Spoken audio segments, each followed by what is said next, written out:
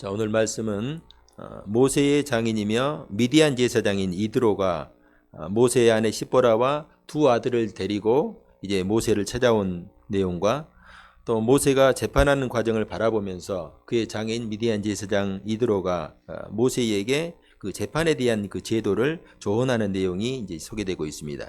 오늘 말씀을 통해서 우리에게 주시는 하나님의 음성을 함께 들을 수 있기를 바랍니다. 자, 1절입니다. 모세의 장인이며 미디안 제사장인 이드로가 하나님이 모세에게와 자기 백성 이스라엘에게 하신 일, 곧 여호와께서 이스라엘을 애굽에서 인도하여 내신 모든 일을 들으니라. 아멘. 자, 모세의 장인이며 미디안 제사장인 이드로가 등장합니다. 자, 성경은 그를 미디안 제사장이라 일컬은 말하고 있어요. 자, 여러분, 미디안은 누구의 후손일까요? 쭉 성경을 살펴보면은 아브라함의 후손입니다. 정확하게 말하면은 아브라함이 그의 후처 구두라를 통해서 낳은 미디안의 후손입니다. 자, 아브라함에게 아내가 있었는데 첫째 부인이 사라고 둘째는 그의 사라의 몸종이었던 애굽 여인 하갈이죠. 여기까지는 많은 사람들이 알고 있어요. 그런데 아브라함에게 한 명의 첩이 더 있습니다. 그가 누구죠? 바로 구두라라는 여인입니다. 자, 그런데 이 구두라라는 여인에게서 아들을 낳았는데 아들이 무려 6명입니다. 6명이 있어요. 그런데 여기 미디안은 그 6명 중에서 넷째 아들입니다. 그러니까 이 넷째 아들 아브라함의 후처 구두라를 통해서 나왔던 이 미디안이 결국은 미디안 민족의 조상이 된 것이죠. 또 사사기에 보면은 기드온과 300용사 여러분 많이 들으셨죠? 기드온과 300용사가 소개되는데 그때 이 이스라엘과 대적했던 싸웠던 그 대적들이 혹시 기억나십니까? 그들이 바로 미디안 연합군입니다. 다시 쉽게 말하면은 오늘 본문에 등장하는 미디안 제사장 이드로는 이스라엘 백성으로서는 이방 사람들, 적군이죠. 나중에 싸움을 하기도 하는 대적하는 이방 사람이었어요. 그런 그가 하나님이 모세와 이스라엘 백성에게 행하신 일, 곧 애굽에서 인도하여 내신 모든 일을 들었다 이렇게 증거를 합니다. 그리고 이제 이드로는 모세의 아내인 시보라와 두 아들을 데리고 모세를 찾아오죠. 자, 출애굽기 4장 20절에 보면은 이렇게 말씀하고 있어요. 모세가 그의 아내와 아들들을 나귀에 태우고 애굽으로 돌아가는데 모세가 하나님의 지팡이를 손에 잡았더라. 아멘. 자, 모세가 미디안 광야에서 40년 동안 이제 양을 치다가 하나님의 부르심을 받고 이제 애굽으로 출발하는데 그때 분명히 그의 아내와 두 아들이 함께 동행했습니다. 그런데 중간에 다시 이들이 애굽으로 가지 않고 모세만 가고 그의 부인과 그의 자녀들은 그의 두 아들은 미디안으로 돌아갔어요. 왜 그들이 모세를 떠나서 다시 미디안으로 갔는지 성경은 설명하지 않습니다. 오늘 본문 2절에 보면은 모세가 돌려보냈다 이렇게 증거하죠. 유대인들이 보는요 성경 주석서인 미드라시라는 그런 책이 있는데 거기에는 이렇게 간략하게 기록되어 있습니다. 아론이 모세에게 그의 가족들을 애굽으로 데려가는 것은 어리석은 행동이라고 설득하였고 결국은 시보라와 그의 아들들은 이드로에게 되돌아가게 되었다. 어찌 되었든지 결국 모세의 아내와 두 아들들은 애굽으로 내려가지 않고 그 이후에 이스라엘 역사에서 더 이상 등장하지 않습니다. 여러분 사사기에 보면요 모세의 후손에 대한 이야기가 살짝 나옵니다. 사사기 18장에 보면은 단지파에 대한 이야기가 나오는데 12지파에게 분배되었던 모든 땅을 대부분 다른 지파들은 차지했는데 그때까지 땅을 차지하지 못한 단지파가 이제 가나안 땅의 최북쪽인 지역의 라이스라는 지역을 이제 점령해서 차지하게 됩니다. 이때 단지파가 그 라이스라는 지역으로 가는 도중에 에브라임 지파에서 미가의 집에 잠깐 들리는 일이 있는데 그 보니까 그 미가의 집에서 가정신으로 은으로 이렇게 우상을 만들어서 신상을 만들어서 섬기는 것을 보고 보니까 또 그 집에 가정 제사장이 있는 거예요. 그래서 그 가정 제사장으로 있던 레위 사람을 반강제적으로 설득해 가지고 자신들의 지파의 제사장으로 이제 삼습니다. 너 여기서 한 가정의 제사장이 되는 게 좋겠느냐? 우리 한 지파의 제사장이 되는 게 좋겠느냐? 이렇게 설득해 가지고 그를 그냥 억지로 끌고 가지고 자기 지파의 제사장으로 임명합니다. 그런데 그가 바로 누구냐면은 모세의 손자이고 또 게르솜의 아들, 게르솜이 모세의 첫째 아들이잖아요. 모세의 손자이고 게르솜의 아들인 이름이 요나단이라는 이 사람입니다. 쉽게 말하면은 단지파가 여호와 종교가 아닌 그냥 신상을 세워놓고 사이비 종교를 하나 만든 거예요. 그래서 제사장을 세웠는데 그가 바로 모세의 손자 요나단이었어요. 그래 모세의 아들들은 하나님께 아무런 쓰임도 받지 못하였고 그의 손자는 단지파가 음란하게 섬기던 지금으로 말하면은 사이비 종교의 제사장이 된 거예요. 여러분 성경의 역사를 이렇게 쭉 살펴보면은 제사장은 레이지파 중에서 아론의 자손만 되는 거예요. 저도 이게 참 의문스러운데 왜 모세의 자손들에게 제사장의 그 지위를 허락하지 않고 아론에게 허락하였을까? 그런 것은 나중에 우리가 쭉 좀 살펴볼 수 있는 그런 내용들인데 어찌됐든지 모세의 후손들은 이스라엘 역사에서 쓰임받지 못하고 심지어 모세의 손자는 단지파 그 사이비 종교를 세운 사사시대 그 음란한 시대의 제사장이 된 거예요. 제사장 자격도 없는데 제사장 된 거죠. 왜 모세의 자손들은 이렇게 되었을까? 그것은 여호와에 대한 신앙이 바르지 않았기 때문입니다. 왜 모세가 아내 시보라와 두 아들을 애굽으로 데려가지 않고 미디안으로 돌려보냈는지 우리는 알 수가 없어요. 물론 그 나름대로 그럴 만한 이유가 분명히 있었을 것입니다. 그러나 분명한 것은 그들은 애굽에서 10가지 표징으로 역사하셨던 그 능력의 하나님, 홍해를 가르치고 마른 땅으로 인도하셨던 하나님을 경험하지 못했습니다. 모든 이스라엘 공동체가 경험했던 여호와에 대한 신앙을 갖지 못한 것입니다. 그렇기 때문에 그들은 모세의 신앙을 배우지 못하였고 신앙의 가문을 이어가지도 못하고 세우지도 못한 것입니다. 사도행전을 보면요, 초대교회에서 가룟 유다의 빈자리를 채우기 위해서 이제 사도를 선택하는 내용이 소개되고 있습니다. 그때 사도의 자격, 사도를 선택하기 위해서 후보의 자격이 있어요. 그게 보면 사도행전 1장 21절 이하에 보면 이렇게 설명합니다. 이러함으로 요한의 세례로부터 우리 가운데에서 올려져 가신 날까지 주 예수께서 우리 가운데 출입하실 때에 항상 우리와 함께 다니던 사람 중에 하나를 세워 우리와 더불어 예수께서 부활하심을 증언할 사람이 되게 하여야 하리라. 아멘. 무슨 말입니까? 처음부터 사도를 세울 만한 후보의 자격은 처음부터 우리가 처음 예수님을 만났을 때부터 우리와 함께 하던 사람, 우리가 경험한 것을 함께 경험하고 우리가 품고 있는 신앙을 함께 품고 있는 사람이어야 한다 하는 것입니다. 여러분, 부모의 신앙이 중요하지만은 부모의 신앙은 부모의 신앙이고 자녀의 신앙은 자녀의 신앙입니다. 모세는 아들을 낳고 이름을 게르솜과 엘리에셀이라 지었어요. 여러분, 이 히브리인들은 이름을 지을 때 그냥 짓지 않습니다. 아버지의 소망, 그 자녀가 어떻게 될 것을 바라는 소망을 담아 지었습니다. 게르솜이라는 이름은요, 내가 이방에서 객이 되었다 하는 의미로 지었어요. 이것은 모세 자신을 포함한 이스라엘 백성들이 지금 처한 그 처지를 상징적으로 표현하는 거예요. 모세도 이방 땅에서 객이 되고 이스라엘 백성들도 애굽에서 객이 되었죠. 이런 표현은 자신의 처지에 대한 절망이라기보다는 하나님께서 조상들에게 주셨던 구원의 약속을 바라보며 그가 소망하고 있다는 것을 드러내고 있습니다. 하나님께서 우리 조상들에게 약속하신 대로 우리를 구원해달라 하는 소망을 담고 큰아들의 이름을 지은 것입니다. 또 엘리에셀, 둘째 아들 엘리에셀이라는 이름도 이와 같은 맥락에서 지어졌어요. 엘이라는 것은 우리가 잘 알죠. 하나님. 엘은 히브리어로 하나님이에요. 에셀, 에벤에셀 할 때 에셀은 도움이라는 것이죠. 엘과 엘리에셀은 그러니까 문자적으로 그대로 해석하면은 하나님은 나의 도움이시다라는 의미입니다.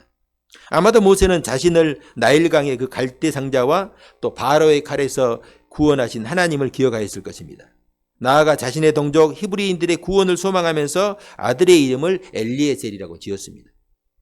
또한 아들들이 그런 소망을 품고 하나님의 손에 거룩하게 쓰임받기를 바라는 마음으로 그렇게 지었을 것입니다. 그런데 이런 모세의 바람은 그 바람으로 그치고 말았습니다. 부모의 신앙이 자녀에게 경험되고 전수되고 고백되어야지 그것이 부모에게서 그치면 아무런 효력이 없는 거예요. 저는 우리 성도님들이 자녀들에게 참된 신앙을 물려줄 수 있기를 주님의 이름으로 축복합니다. 우리 자녀들로 하여금 스스로 신앙을 체험할 수 있도록 기회가 있을 때마다 우리가 노력을 해야 됩니다. 자녀들을 예배의 자리로 인도해야 되고 또 기도의 자리로 이끌어줄 수 있어야 돼요. 그리고 말씀의 자리에 앉게 해야 돼요. 기회가 있을 때마다.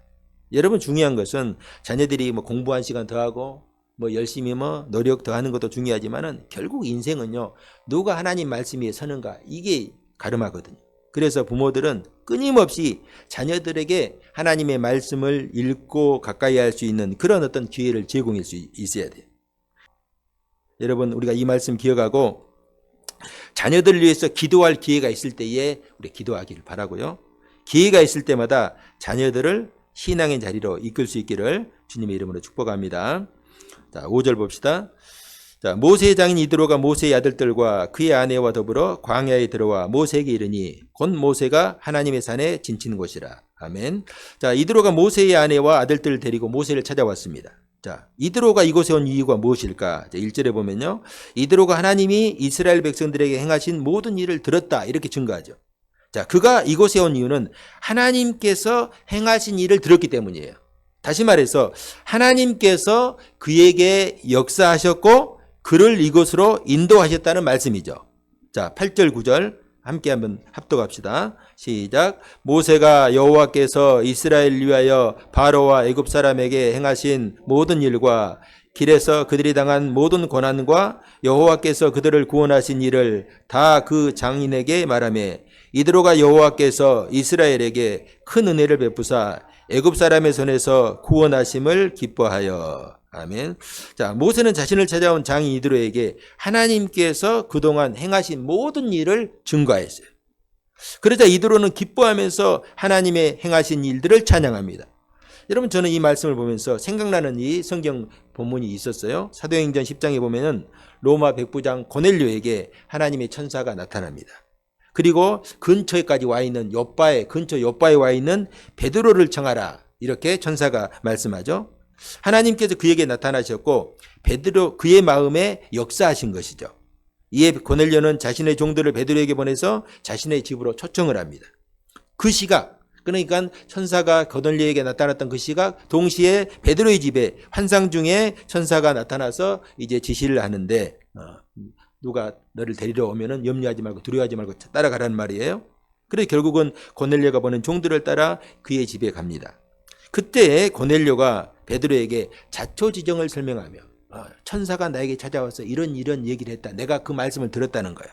그리고 이제 베드로에게 하나님께서 당신을 청하라고 하셨으니 이제 우리는 주님께서 당신에게 명하신 모든 것을 듣고자 합니다. 하실 말씀 있으면 저에게 해 주십시오.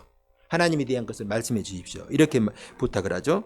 이에 베드로가 예수 그리스도의 복음, 즉 그리스도의 고난과 죽음과 부활, 믿는 자의 구원에 대해서 설명을 하고 그 증거를 할 때 그들 가운데 성령께서 그들에게 충만하게 역사하는 거예요.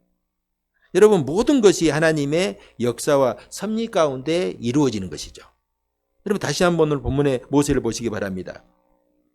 이들은 하나님이 행하신 일을 들었고 이제 모세 앞에 서 있어요. 그 모세는 자신이 경험했던 하나님께서 행하신 일을 그대로 이들에게 증언을 합니다. 바로와 애굽 사람이 행하신 일, 즉 10가지 재앙과 홍해 사건을 증거했어요. 길에서 그들이 당한 고난과 또 여호와께서 그들을 구원하신 일들을 구체적으로 증거를 합니다. 이 모세의 증언을 들은 이드로가 어떻게 반응합니까? 자, 9절에 보면요, 여호와께서 이스라엘 백성에게 큰 은혜를 베푸셨다 고백합니다. 자, 모세의 말을 듣고 이드로가 하나님을 인정하고 고백하고 찬양하고 있습니다. 성도 여러분, 오늘 이 성경은요, 모세와 이드로의 이 모습을 통해서 우리에게 무엇을 말씀하시려는 것일까요? 하나님은 미디안과 같은 이방인들도 하나님께 돌아오기를 원하신다 하는 거예요. 하나님은 애굽에서 행하신 10가지 표적과 이적을 통해서 먼저는 애굽의 바로와 애굽 사람들이 여호와 하나님을 알기를 원하셨고, 나아가 이스라엘 모든 백성들이 하나님만이 참 하나님이심을 알기를 원하셨습니다. 여기서 한 걸음 더 나아가서 세상 모든 나라와 민족, 모든 사람이 또 이방인들까지도 여호와가 참된 신이심을 알기를 원했어요. 그래서 이스라엘 백성들이 출애굽할 때, 제가 이전에도 말씀을 드렸는데, 출애굽할 때 이스라엘 백성들만 출애굽을 한 것이 아니라 모든 허다한 잡족들, 이방 사람들까지, 심지어는 애굽 사람들 중에서도 함께 출애굽을 했던 그런 내용들을 볼 수가 있어요. 하나님의 뜻대로 되어진 것이죠. 자, 오늘 본문에 등장하는 미디안 제사장 이드로는 하나님께서 어떻게 이방인들을 택하시고 이끄시는지 우리에게 보여주는 하나의 모델이라고 할 수가 있어요. 사도행전 1장 8절에 보면은 오직 성령이 너희에게 임하시면 너희가 권능을 받고 예루살렘과 온 유대와 사마리아와 땅끝까지 모든 이방인들에게까지 증인이 되리라. 내가 그렇게 하겠다는 말씀이죠. 그리스도의 증인된 삶은 전적인 성령의 역사이고 능력입니다. 성령이 너희에게 임하시면 이런 일이 일어난다는 것입니다. 먼저 성령께서 역사해야 복음이 증거되는 것입니다. 그러면 우리는 그 능력을 따라서 내가 만난 그리스도, 내가 만난 복음을 고백하고 증거하면 되는 것입니다. 자, 이드로가 하나님이 행하신 일을 듣고 모세를 찾아왔죠. 이 모세는 자신이 경험한 하나님의 권능과 역사에 대해서 그대로 증거합니다. 그러자 이드로는 하나님을 찬송하고 고백하고 하나님께 영광을 돌리고 있습니다. 사실 이게 굉장히 놀라운 일이거든요. 하나님이 행하신 일들을 직접 보고도 하나님을 대적한 무리들이 얼마나 많이 있어요. 바론 10번이나 하나님께서 보여주신 그 표적을 보고도 끝까지 마음을 강팍하게 했잖아요. 그런 걸 보면서 우리가 낙담할 수가 있어요. 아, 하나님께 이방인들을 이렇게 돌이키는 것이 결코 불가능한 일인가. 그런데 하나님은 그냥 멀리서 들었던 이드로를 통해서, 이 이드로가 누구예요? 이방 제사장이거든요. 이방 제사장. 우리로 말하면 불교의 주지 스님이에요. 이 사람이 하나님의 말씀을 듣고 하나님께 찾아온 거예요. 이 놀라운 일이죠. 여러분, 이전에 모세가 40년 동안 애굽에서 떠나가지고 40년 동안 그의 장인 집에서 장인의 양을 쳤잖아요. 당연히 장인과 40년을 살았겠죠. 그런데 그때 모세가 살면서 장인에게 아무 얘기 안 했겠어요? 내가 왜 애굽에 살다가 이곳에 왔는지, 그리고 내가 어떤 하나님을 믿고 있는지, 하나님에 대해서, 자신의 신앙에 대해서 분명히 고백을 했을 거예요. 그런데 40년 동안 살았어도 그 뜻을 이루지 못했어요. 그런데 하나님께서 이드로에게 역사하시고 모세에게 권능을 주시자 모세는 담대하게 하나님을 증거하고 있습니다. 그 결과 이드로가 하나님을 믿고 고백하고 찬양하고 있어요. 저는 우리 성도님들이 지금도 세상 모든 나라와 민족 그리고 각 사람을 구원하시기 위해서 쉬지 않고 일하시는 하나님을 기억할 수 있기를 바랍니다. 여러분, 전도는요, 내 힘으로 되는 것이 아니에요. 내 힘으로 하려고 하니까 어려운 거예요. 내 힘으로 하려고 하면 결코 이룰 수 없는 것이 전도입니다.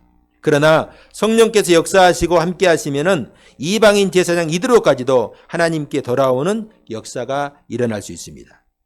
하나님이 역사하시면은 스님들도 돌아올 수 있고 또 이단에 빠졌던 사람들도 돌아올 수 있습니다.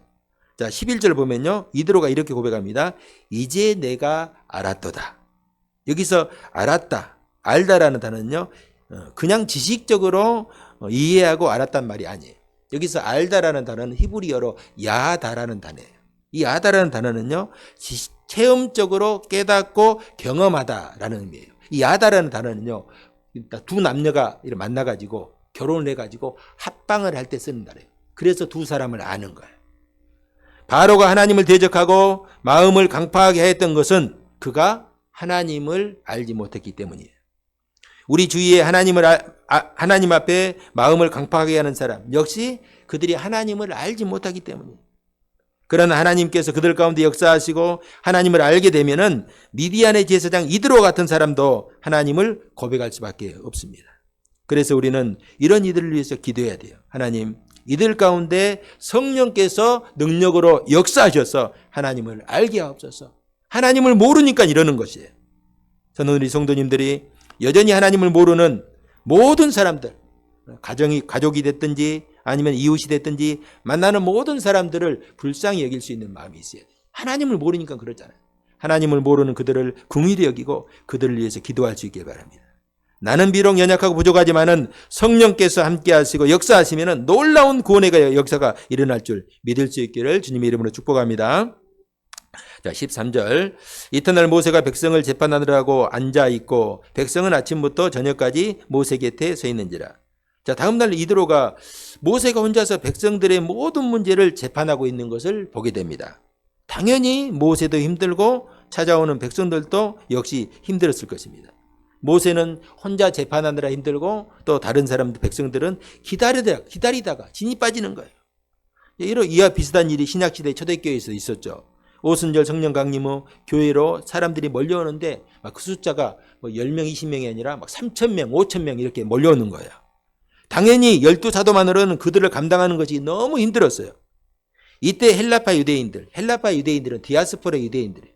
이방 땅에 살면서 그 명절을 지내기 위해서 왔던 사람들이죠. 이들이 이제 복음을 듣고 교회 안에 들어온 거예요. 이들이 이제 불평을 제기하는데 그 불평을 들어보니까 내용이 뭐냐면 자신들의 과부, 헬라파 과부들이 교회에서 양식을 분배하는 일에 소외를 당한다.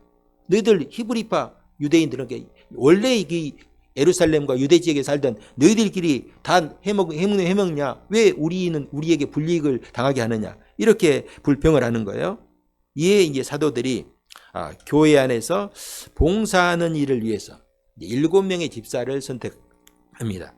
우리가 하나님 말씀도 전하고 또 기도하고 또 봉사하고 뭐 이런 일을 하기에 너무 이게 힘들다는 거예요. 그래서 사도들의 힘으로는 모든 것을 다 할 수 없다 판단했기 때문에 그 봉사의 일을 담당하기 위해서 7명의 집사를 선택하죠. 이렇게 해서 초대교회는 사도들과 집사들이 사역을 분배하죠. 그래서 당연히 교회가 힘있게 든든하게 세워지는 그런 어떤 모범을 우리에게 보이고 있습니다. 오늘 본문 역시 마찬가지예요. 혼자 모든 일을 감당하려는 모세에게 이드로가 그 혼자 하지 말고 동역자를 세워서 함께 하라는 거예요. 이 일을 위해서 몇 가지 제안을 제시하는데 먼저 하나님의 율례와 법도를 백성들에게 가르쳐라 하는 거예요. 그 백성들이 아직 출애굽한 지 얼마 되지 않았기 때문에 하나님의 말씀을 배우지 못했잖아요. 하나님의 뜻을 가르치라는 거예요. 뜻을 가르치고 나서 그들에게 재판을 하든지 뭘 하든지 하라는 거예요. 20절에 보면요. 그들에게 율례와 법도를 가르쳐서 마땅히 갈 길과 할 일을 그들에게 보이고. 자, 먼저 백성들에게 하나님께 주신 율례와 법도를 가르치라고 말하죠. 그리고 백성들이 그 길을 따라 살 수 있도록 인도하라는 것입니다. 그리고 두 번째, 동역자를 세우라는 거예요. 자, 혼자 감당하지 말고 천부장, 백부장, 50부장, 10부장을 세워서 그들로 하여금 함께 동역하도록 하라. 내가 하는 일을 나누라 그 말이에요. 천부장은 여러분 1000명의 사람들을 대표하는 사람이잖아요. 백부장은 100명. 모세가 여러분 그러니까 이제 한꺼번에 천부장, 백부장, 50부장, 10부장을 세우는 게 아니라 모세가 천부장을 세우겠잖아요. 12지파가 있으니까 12지파별로 천부장을 세우겠잖아요. 그러면은 10만 명이 있는 한 지파면은 한 지파가 10만 명이 있으면 천부장 몇 명 세우니까 100명 세우겠죠. 어렵습니까? 10,000명이 있으면 천부장 몇 명? 100명, 10명. 그러니까 보통 이제 한 지파가 한 5만 명 정도 되면은 한 50명 정도의 천부장이겠잖아요. 그 천부장을 세우면은 그 천부장이 1000명이니까 몇 명의 백부장을 세울 수 있어요? 천부장이 한 명이고 백부장을 자기 밑에서 백부장을 더 세우겠잖아요. 그러면 10명을 세우는 거예요. 쉽게 얘기하면 그런 거예요. 성도가 1000명 있는 교회가 있어요. 그럼 이 천부장이죠. 천부장. 그러면은 천부장 밑에 부목사를 둬요. 부목사를. 그리고 그 부목사를 100명씩, 성도들 100명씩 띄어서 관리하게 하는 거예요. 그러면 부목사가 몇 명이에요? 10명. 부목사는 백부장이죠. 그래서 성경적인 어떤 제대로 보면은 100명당 목사 한 명이 아주 적당한 것 같아요.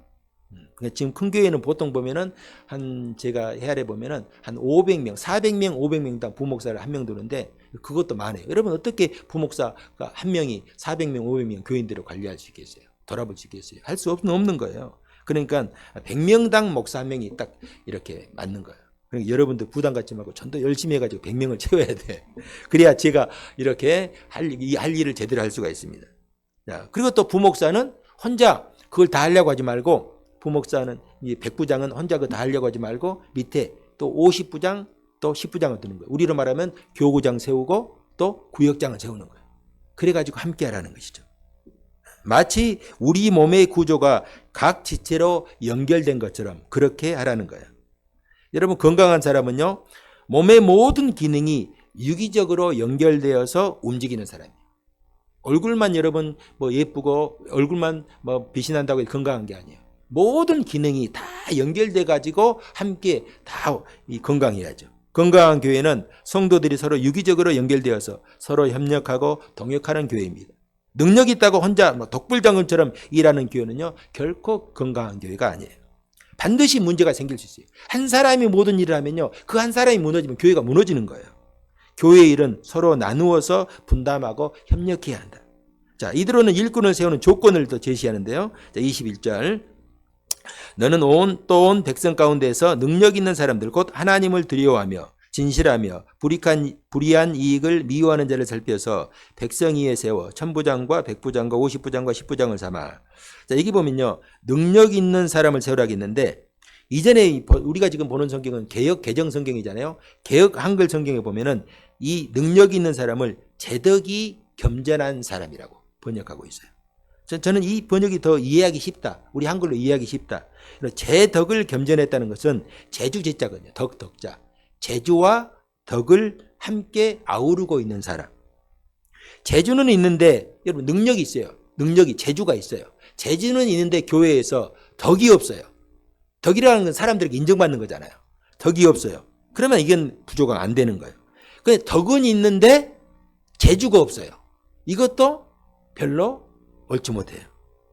여러분 한자에 제성덕이라는 말이 있어요. 제성덕. 제주 제자, 덕자. 그 제주가 덕보다 앞선다는 거예요. 이긴다. 제성덕. 제주가 덕보다 앞선다. 이런요. 이거는 대부분의 경우에 이렇게 제주가 덕보다 더 앞서면 좋을 것 같죠. 능력이 있고 이런 사람이 있으면 좋을 것 같죠. 그런데 이런 사람들이 일을 잘하면 사람들에게 순간적으로 칭찬을 받을 수는 있어요. 그러나 덕보다 앞선 제주는 반드시 나중에 문제를 달고 문제를 일으킬 수가 있습니다. 그래서 제주와 덕이 같이 가야 돼요. 교회에서는 항상 이 능력이 있다고 해서 모든 것이 만사가 아니라 능력이 있는 사람들은 덕이 있어야 돼요. 성도들에게 사람들에게 인정을 받을 수 있어야 돼요. 그러면 신앙 공동체에서 그럼 과연 능력 있는 사람은 어떤 사람인가? 오늘 본문에서 하나님을 두려워하며 진실하며 불의한 일을 미워하는 사람 이렇게 증가하죠.